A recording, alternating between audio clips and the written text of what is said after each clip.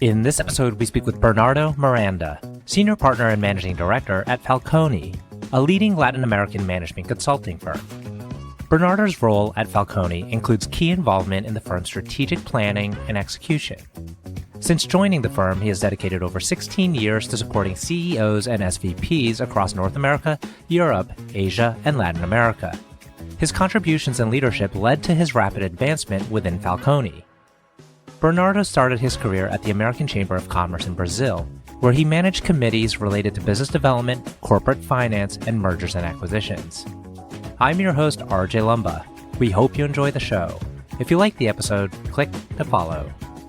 RJ Lumba is the Executive Chairman of Market Insight Media and Managing Partner of GrowthCap. He is the host of Top Consultant, a podcast featuring today's best consultants who advise and provide services to corporations, governments, nonprofits, and other organizations. Executives and key decision makers tune in to Top Consultant to identify the most knowledgeable and experienced consultants for their most important projects. Bernardo, thank you so much for taking the time to chat with us today. It's a delight to be with you. Thank you very much for the invitation, RJ. My pleasure to be here. So we're going to get into Falconi consulting. Before we start there, you've had a rapid rise in your career through your firm and to a leadership position, managing all of United States, maybe even North America, if I'm not mistaken. For the benefit of our audience, tell us a bit about yourself. So again, my name is Bernardo. I have been working for Falconi for the past 17 years. So it's crazy, but now looking almost 2 decades. I think that in the first 12 years, I did work here in Brazil. But after 2012, if I'm not wrong, I started to work with international accounts and very close to key accounts. So for people that they don't know much about our firm, Falconi is a consulting firm based in Brazil, originally based from Brazil. We have approximately 1,000 consultants. We are 25 partners, 5 senior partners, and I am one of the senior partners of the firm. And talking a little bit more about myself, I made myself partner in 2018, working with international accounts.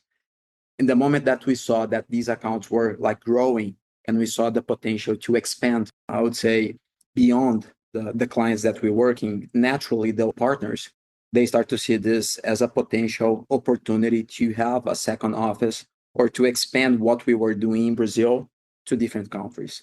Originally, we thought about 2 new markets, Europe and US. At that time, I was working with more or less 5 clients in 6 countries. But after a deep evaluation, we saw that US would make more sense. So because of that and because of the results of these accounts, they invited myself to go to Chicago and open the office in 2019. But because of COVID, we postponed for 2 years. And we started the operation in 2022. It's exactly the period that I made myself senior partner, and I took the responsibility to lead our expansion in North America. Your key clients are some large corporations that are household names that people would know. As you were kind of rising through the organization, you were, managing these key accounts. Was it deep sector expertise, or was it a certain capability or specialized area of expertise where you were most kind of helpful to these accounts? How did you continue to extend, your advisory and services to the company? I feel that it's a combination of different factors, but the point is technical knowledge is available for people everywhere.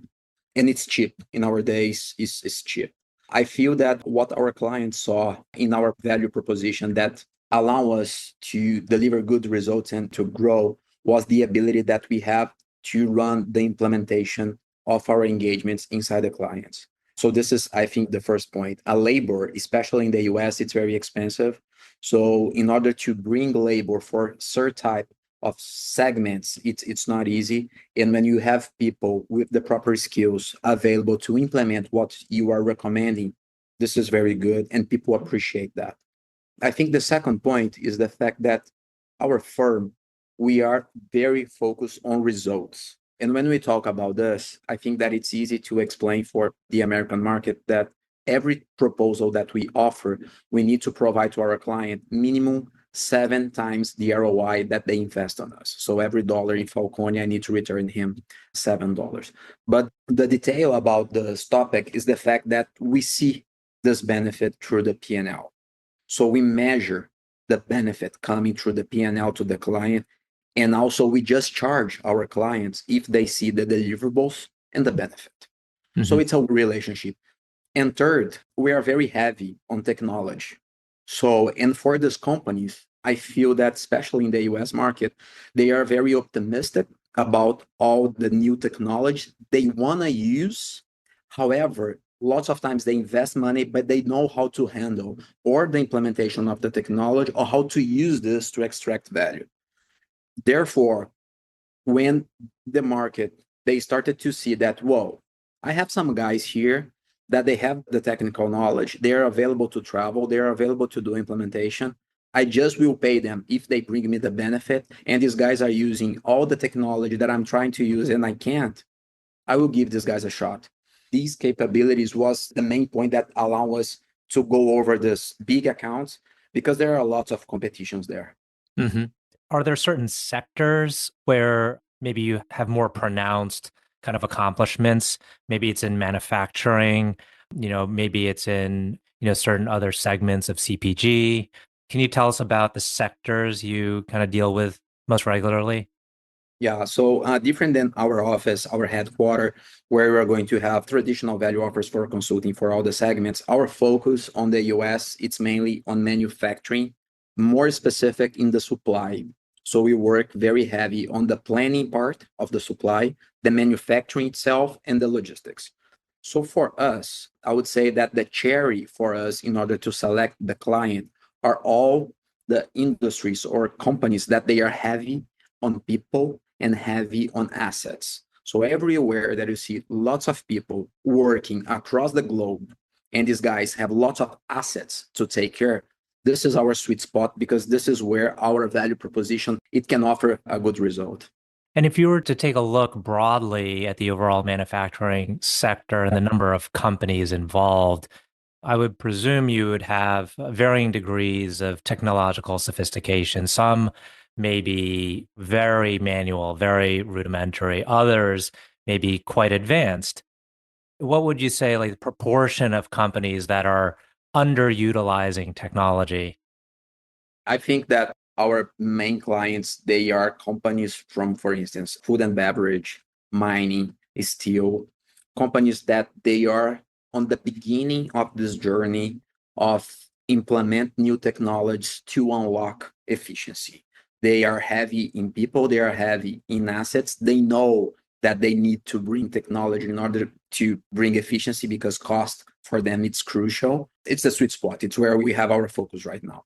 Mm-hmm. And is it the case that you're at an earlier level where it's also just using software in areas where they could be doing something with pen and paper or just Excel sheets?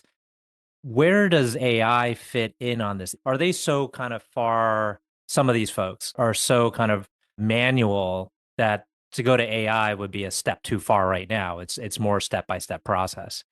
I like to say that for all these companies in nowadays, it's feasible to apply AI in less than like 2-3 months. The problem is how we are going to run AI in scale. Mm-hmm. So I think that the first thing that I would like to emphasize that our value proposition, it will change the way that people manage their jobs.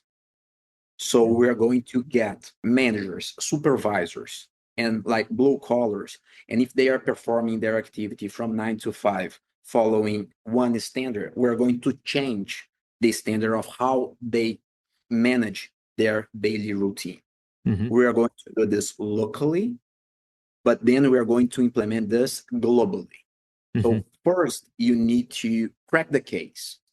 What is the best way for this guy to do the activities itself? How can I extract this knowledge and make this like a standard or algorithm? Mm-hmm. How I will make sure that people are executing this? Are they trained? Do they have like the proper tools to execute what we expect? Mm-hmm. So this is the first part of the job. Mm-hmm. And second, what is the challenge? How I'm going to make sure that I have 50,000 people around the globe executing exactly that same kind of activity to extract from the process the benefit that we want. Mm-hmm. This is the first path. After that, assuming that now I know what is the knowledge regarding the best way to do things, I need to get data to make sure that I will have all this information coming through the assets and through these operators, managers, and supervisors to see who is like executing what I want and who is not. Mm-hmm. And in order to do that, we need CapEx, we need investments, because we need to plug the equipments into the clouds. The main part of the equipments that are running in nowadays, they are not connected.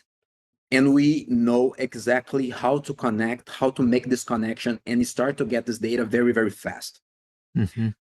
Second point is how I will get that knowledge that I extracted, looking to people regarding how they were doing their operation and how we will translate this in an algorithm. Because if now I have the data, I can use the algorithm to help this guy to execute that activity.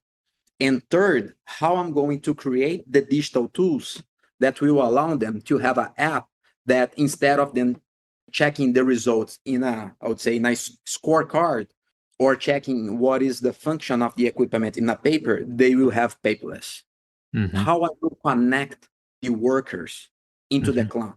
And last but not least, put all these things working towards the efficiency, because nobody wants to invest money or CapEx in all these technologies without see the benefit in the throughput or in the efficiency. So RJ, all this journey, this is what we can do it. And this is what we are doing right now in scale. And then we have clients that they want to have support or they want to extract results because they are seeing the opportunities in the first phase, in the second phase, in the third, or we have clients that they don't even understand yet where are the gaps, and we help them to identify these gaps and start to close. So it's a journey, and I always like to emphasize that easy to say, hard to implement, Right. especially when you are talking about operation that it's global. Your clients, we've talked about some large ones. What's the size range of the right target client for you? Yeah. How big a company or how small a company?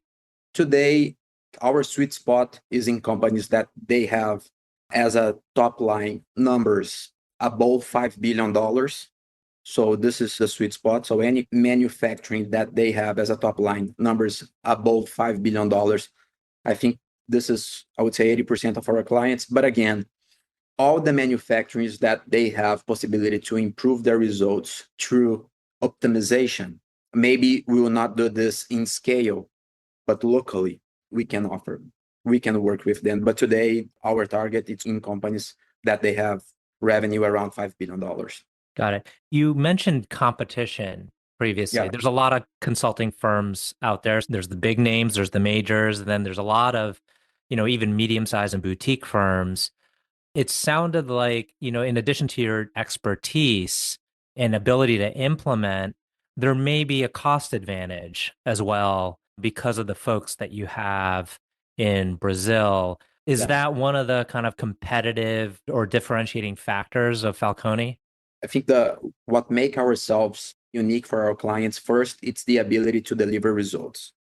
So it doesn't matter how much they are paying. In the moment that these guys, they understand that we're providing to them 10 times, 12, 13, 15, 20 times more money related to what they're investing on us, they see, I want to do that. It's kind of very addictive. But despite of that, we have a business model.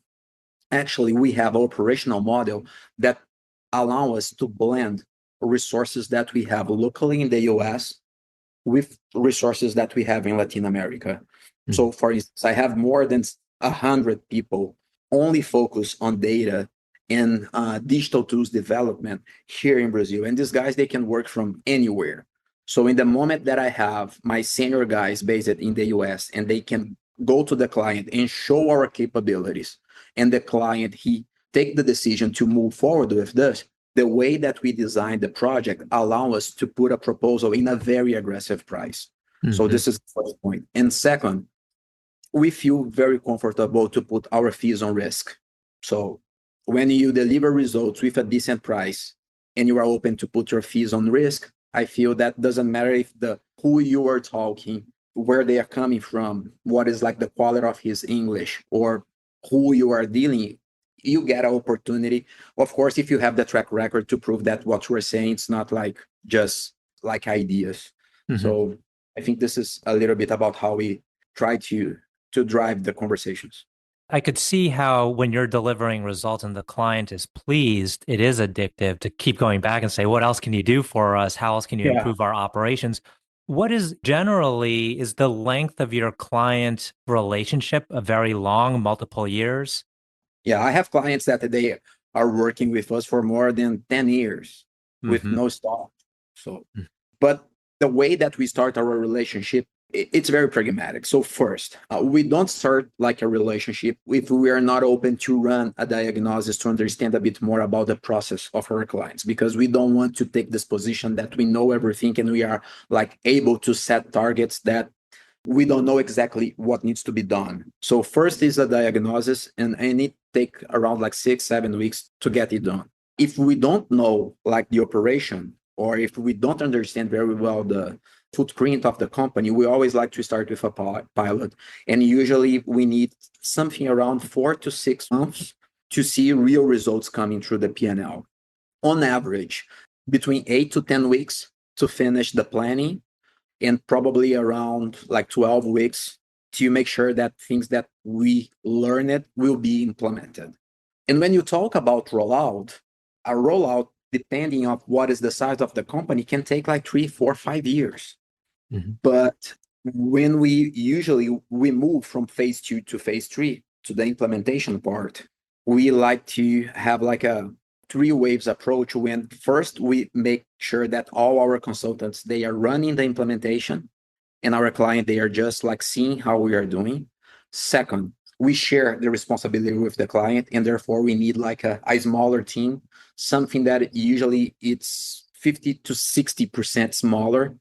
And in the end, the last phase, we just guide. We just provide guidance, and therefore our teams are smaller. But answering your question, it can take from 6 weeks to 5 years, 6 years, but it's long. Hmm.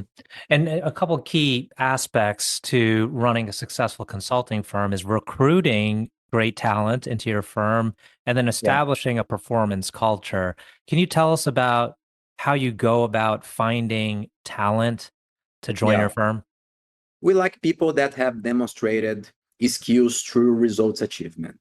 So I think this is the first thing. We like people that they got their degrees working hard to get the degree. Doesn't matter what kind of degree. Of course, that we're not going to bring someone that they don't have the proper skills. But if it's engineering, if it's economics, if it's administration, we're open to that.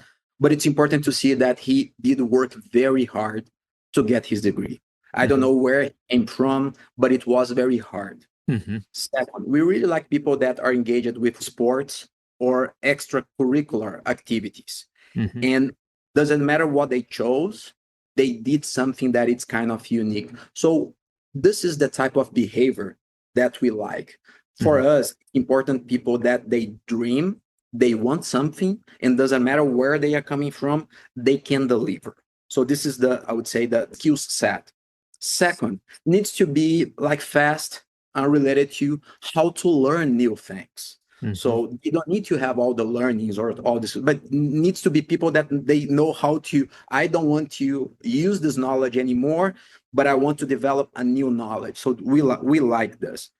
And the last point needs to be people that they know how to work with lots of people together, because our engagements is something that you need collaboration.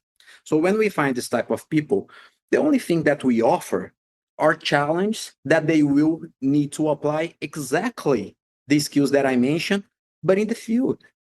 So all the projects, they have a target. If they have a target, it's like a game. They know in the end of the game who won and who lose. It's simple.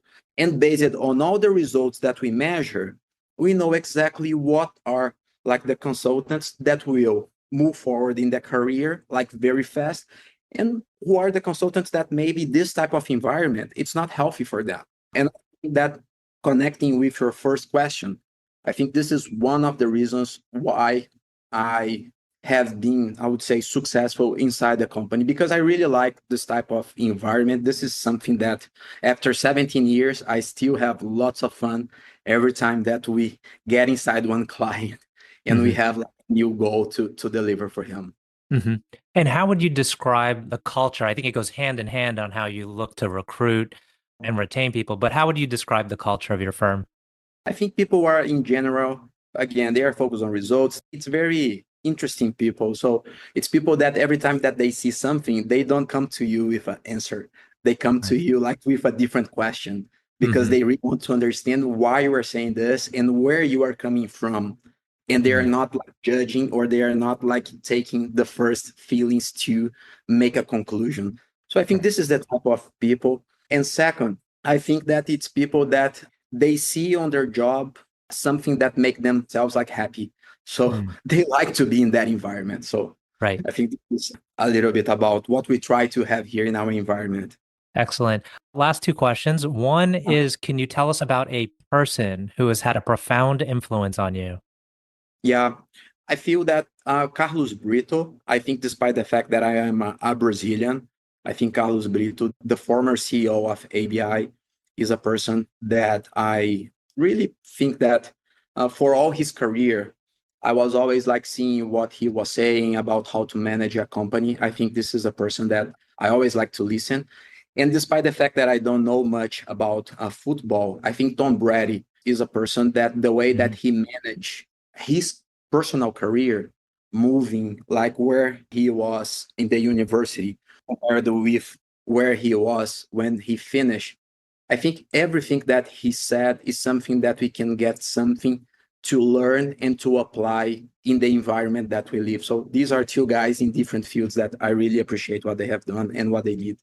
Excellent. Last question. Can you tell us about a charity, cause, or other endeavor that you're passionate about?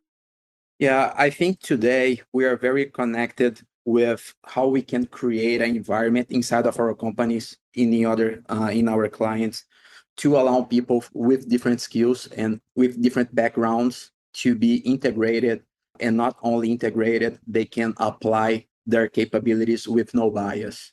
So, and to do that, we have different groups that they have like different, I would say, characteristics. And we are always trying to learn from them how they self look the reality and how we can create an environment where they can just perform what they know. Wonderful. Well, Bernardo, I want to thank you again for taking the time for this conversation. It's been a really good one.